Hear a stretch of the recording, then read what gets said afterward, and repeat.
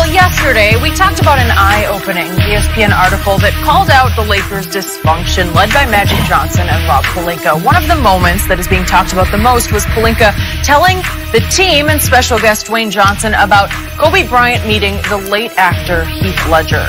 Take a listen. There was one time when Kobe, who I worked with for 18 years, was going back to play Madison Square Garden, and he had just seen The Dark Knight. Obviously, you guys saw that movie. And he's like, hey, hook me up with dinner with Heath Ledger because he got so locked into that role. I want to know how he mentally went there. And so he had dinner with Heath and he talked about how he locks in for a role, and Kobe used some of that in his game. So the problem with that story is that The Dark Knight was released 6 months after Ledger had passed away. And a source told ESPN that no arrangement was made for Kobe to meet him, and the dinner never happened. So this is quite uncomfortable, to be honest. Shannon, how much does this moment damage Pelinke's credibility? Skip, there's a saying that says a single lie discovered is enough to create doubt in every truth expressed. This changes absolutely nothing for me because having talked to enough people that's been around this league, that's covered this league, it's universally regarded. Rod Pelinke is a liar. And so he can't damage his reputation any more than what it's already damaged. People so in other words, basically, Skip, by hearing this story, it does cement him that now he gets a star on the Liars Walk of Fame. It's in concrete. Yep. So we know.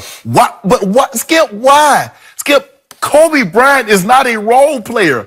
Kobe Bryant is a standalone. Why would Kobe Bryant need to lie about going to hang with Heath Ledger? Does he understand who Kobe is or what Kobe represents? Yep. And to make it seem like Kobe's some fanboy, like, well, I want to, come on, Rod Pelinke? Don't you? And you're going to sit there at this conference. Don't you know they got footage? This is going to be able to play back. So now, since they invented the camera phone and video, Skip, everything is documented. You can't. The Rock posted. Yes. So it was one of his people probably taking. Yeah, but Rock didn't know he told a lie because Rock was like, hold on. You about to tell this lie? Don't tell that. I think it was posted about a year ago, so we didn't notice it until now. Now he going to come out here and do the Skip. At the end of the day, Rod Pelinke is an agent. Agents lie all the time. They lie to their client that says, okay, we got this deal going on. They lie to the team. They lie to teams saying, like, if you don't give him this, he's going over there. That's what he does. But in this situation, you don't have to lie. I mean, because at the end of the day, why do we lie? What do you have to gain from lying? Instead of saying, I was sick, just say, well, I didn't want to attend the event. But you come up with a lie. My grandma used to say this all the time, Skip. You say, boy, the truth, you'll never have to remember the truth. It's the lies you got to keep up with. Rob's told so many, Skip, he doesn't even really know when he's lying. So this changed absolutely nothing for me. It confirms what a lot of people have told me and what I after hearing about him, what I knew to be true all along. He's a, misspeak the truth, or he stretches the truth, or he exaggerates. That's a lie. Yep. So the most outrageous irony to this whole story is he's lying about his meal ticket. He's lying about his reason for being in the Laker hierarchy because the only reason he's there is he was Kobe's agent for all those years. Correct. Right? And he's lying about that guy, his meal ticket, right? Yes. And that guy's going to know it's a lie. By the way, just for the record, last night I tried to rack my brain thinking, is there any way that Kobe could have seen one of the daily rushes from the shoot because he's so connected with the Hollywood people? No, it's too out of sequence for that. They said Heath Ledger had only seen one scene that had been shot, which was the opening bank robbery scene. And so that's the only one he'd even seen. Yeah, but if I'm not mistaken, I think Steve was telling me that before he had passed before they had finished editing the entire movie. That's correct.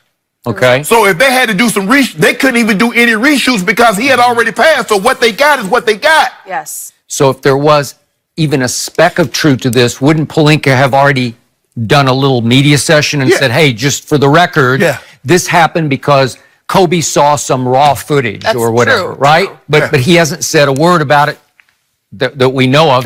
Has he said a word to Jeannie Buss? No. Okay, so now to the bottom line. The glaringly obvious fix right here, right now is for Jeannie Buss today to fire Rod Pelinke.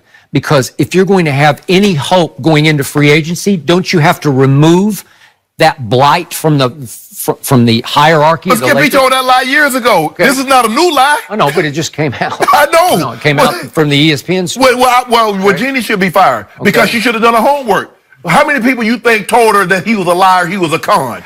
Have you ever heard one good thing about Rod Pelinke? Not one. I mean, give me one. Not one. Except he was Kobe's agent, yes. and he was on that Fab Five team at Michigan. He was like, I don't know what he was, the 6th or 7th man, the 8th man maybe. I don't know. No, he was the 19th man. The 19th man. Yeah. I don't know what he was, but he was on that team. He was on the team. And he occasionally contributed a little bit. So that's all he's got going that I know of. Right. But in his professional dealings, as a representative of the Los Angeles Lakers, have you heard one good thing about him? No. Not one good thing. He was not qualified for the job to begin with. Correct. And he has only disgraced the organization from jump because nobody says anything but don't trust him. Right. Correct? Right. Correct. And even internally, then we had the story from, again, the ESPN article, the Amari Spellman story, because with the 25th overall pick, all the scouts and the front office people who had done all the homework on Amari Spellman, the Villanova kid, thought that's what they were going to do when it came their turn. Right. But they were in one room, according to the ESPN article, and Magic and Pelinke were stationed in another room, and all of a sudden they watch on TV as the Lakers, and it was attributed to Pelinke, picked not him, but Mo Wagner from Michigan. Right. Okay? So what, and it was a Michigan guy. That's interesting. I hadn't even thought about that. Ooh, that's an interesting connection. So then Pelinke told them that, well, I had a great conversation with Josh Hart, obviously on the Lakers team, who had played with Amari Spellman at Villanova. And Josh, I'll just paraphrase it, had raised some red flags about his character or whatever. And then Josh Hart tweeted about it and indicated that wasn't the truth either. And what was his quote about? There are a lot of snakes in this industry, but I ain't one of them. Okay? I don't know exactly what that means, but it means that's not what he's indicating. He did not throw his former teammate under that bus, right? Okay? So that's an even worse story. And Jeannie Buss today has to say, look, and clearly free agency starts 6 p.m. June 30th. June 30th, they moved it up. Okay, we're a little more than a month away, right? Okay. So obviously, there's no way she could replace Rod Pelinke before free agency started, but I wouldn't even care about that because it's okay right now not to have him in that job because you do have Kurt Rambis as the new Magic, the president, right? The overseer. Skip, you remember just a few weeks ago, a month ago, the question was, who could LeBron lure because of his age, because of his injury history? And you notice, LeBron is an afterthought. Now we're talking about the dysfunctionality in the Lakers organization, and it has nothing to do with LeBron. It's funny how that's changed. Okay, but it better have a whole lot to do with LeBron. That's why I told you last week. I don't know if he can overcome this, Skip. He better step up and take over. Skip, look, normally if you have one person, you can overcome one. But when you got layers, top, and then middle, and then another middle, and then another middle, you got 4 people you got to hurdle over. Okay. How? All right. So is that not a fireable offense, what we just found out? Skip. Yes, it is. It has to be. But Skip, yes. It would have been a fireable offense if you had done your homework in the beginning. It should have been a non-qualifier. She didn't do her homework. Kobe, that's Kobe. That's your guy? Oh, you want to have a job? Okay, sure, fine. That's it. Well, I'm sure Kobe recommended. He had to sign off, right? Skip, all you need to know is that Rod Pelinke was the agent of Carlos Boozer when he was playing with the Cleveland Cavaliers. Yep. And the owner at the time was Gordon Gunn, who was blind. And Rod Pelinke, for likes of a better word, shifted him out of the deal. He did. Correct. That's all you need to know. Forget talking about you had a meeting with a dead man is one thing, but you take advantage of a man in that situation. Yep. Told me everything I needed. Once I found that out, he was done to me. Yep. Nothing he could have said or done could have ever changed that. Right now, Rod Pelinke's reputation is destroying the Lakers. Yeah. It's as simple as that. And he has to go.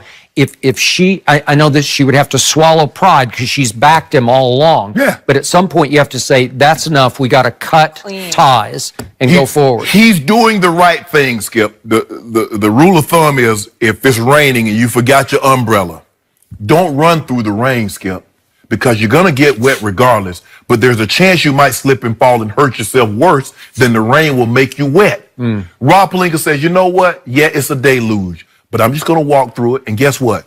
In 2 days, 3 days, a week, it'll all blow over and I'll be just fine. I'll be dry on the other side. I think the next step would be to hear from Kobe, right? The only person that can really save Rob at this point is Kobe. If there was some sort of a meeting, which maybe wasn't. It wasn't no meeting, the man was dead. But maybe they met.